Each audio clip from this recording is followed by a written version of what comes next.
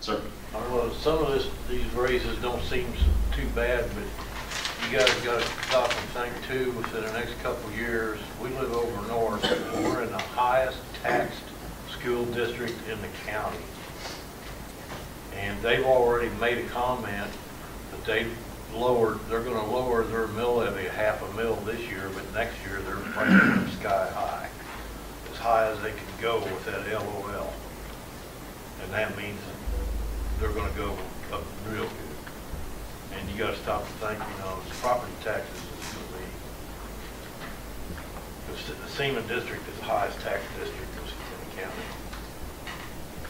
A couple brief response, I guess, to your comments. I appreciate you saying that the rates are reasonable, because we certainly believe they are.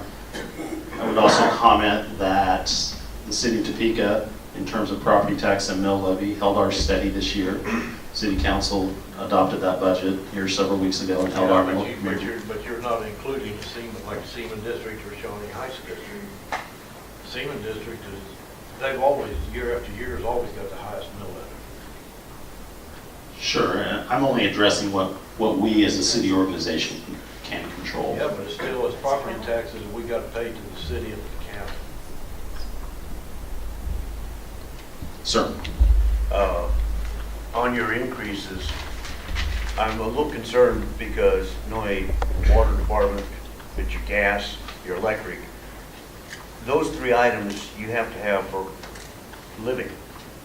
As a senior citizen on fixed income, my rate went up last year 1.7. You're proposing 5%. Year before, or 2 years ago, it went up 0. We just skipped a beat. But businesses, on the other hand, that's a tax deductible item. Trying to stay alive with water, gas, and electric is not an option not to use it, but I can't deduct it off my income tax. Thank God I don't make enough to pay much, but there are other people on fixed incomes that would ask you, I don't know what our percentage, well, we have 30% of people in the city making minimum wage or on fixed income. Maybe we should tie our rate increases for residential to the Social Security increase every year. So I'd respond in a couple ways. The last couple of years, I've reemphasized our increases were 0, 0, and 0. So I think that's the city of Topeka doing their part. We recognize that all these decisions have a financial impact on our citizens, and they're not, like I said from the beginning, they're not to be taken lightly. And so we're trying to come to a reasonable solution that has the most productive financial impact on all of us, recognizing all the financial constraints that we all have, whether it's the city finances or your personal pocketbook. We're trying to come to a comprehensive, systematic solution that recognizes all of those competing interests. But you realize businesses can't deduct all these as business expenses. I can't. Joe? Well, speaking for business,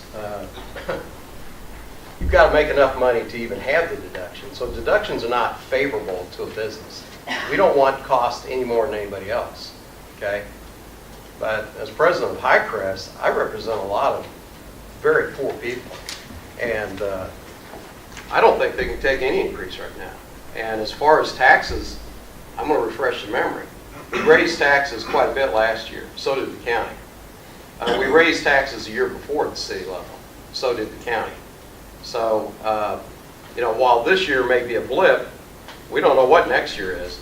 But as far as these rate increases, I looked at Lawrence. Those look pretty good. They're less than us. You compare us to Overland Park. I want you to think for a minute about the people living in Overland Park. Nice people. I know people over there. But that's not Topeka. And I think my problem with government locally is too often you're in a bubble. I'm not picking on you. I'm talking about the general institution of local government. These guys have good pensions. They've got fantastic benefits. Most of the people in this town don't make that kind of money. And a lot of people are really struggling in this town. We lost Hallmarks just a year and a half ago. We lost Jostens.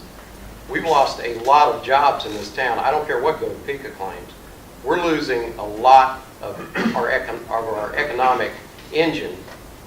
And when you look at more increases, that's tough on people. I'm opposed to any increase right now. I don't know that the case has been made, and I am reviewing your report. I do have some questions on it, but I don't want to take the floor the whole time. And I wouldn't know enough to speak to what you're saying, Joe, but I would say that I probably haven't made the case well enough for our need, but there is a need there. Our system is breaking, and we have a need to be able to address that, and that need requires money. If we don't fund the system appropriately, and if we don't make some improvements that are needed, then that also has a negative impact on businesses. I agree with you that there's a need there, and there is a need for money. But over the years that I've lived in Topeka, 30-some years, there has been a lot of increases. Basically told the same thing, we need to fix our infrastructure. Look at the map you just showed. Over 30 years, there's blue streets that have got fixed. But there's also a lot of stuff on the edge of town, new stuff that's going in instead of fixing the old stuff. You know, so you know what's getting done with the money? Yeah, at this level here at Topeka, I think our priorities are kind of mixed up. You know, we've got 2.5-cent sales tax going right now. One thing they don't talk about is that 0.5 cent, you always end up paying a full cent, no matter what you spend, because they can't take 0.5 cent, right?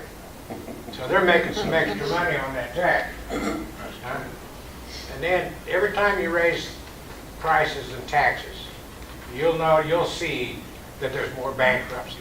There's more old people and young people that start getting foreclosed on. You know, they can't afford it. You know, but as I was saying about our priorities, the city just missed their chance. We're going to have, with the 0.5 cent sales tax, you know, we're going to do a little infrastructure on the streets and the sidewalks and stuff. Okay, let's forget about the zoo. Let's forget about the expo center. Let's forget about the bike trails. And let's use that for infrastructure like they're supposed to be, and use it for water and sewer. I mean, we're going to have beautiful parks, a beautiful expo center, you know, beautiful bikeways. How are you going to get to the expo center? I mean, you're going to go to the expo center and you can't buy a pop because it mixes with water and the water line broken. You can't go to the park because the street's all crumbled and blocked up because the water line's out. You can't get to it. You know, you ride your bike down the beautiful bike path, but you can't cross the road because there's a water break, or you're going to get a flat tire going across the crumbles. You know, they just that 0.5 cent sales tax, I don't believe is due till 16, right? Correct. They've got a year to work on that. They can change that around. 2 years. There's a way to make the money, but I don't think asking the people right now for that extra money is just not going to get it. You know, that's just not going to fly. A lot of people can't afford it. You know, and it's, you know, they've made the money, but if you see the blue lines, you know, there's places like Oakland for the last 30 years that can't get their water to look clean. And they were told, oh, you know, you pay this extra tax now so we can get it all fixed up. We're going to clean it up and get you going. Well, they're still waiting 30 years later.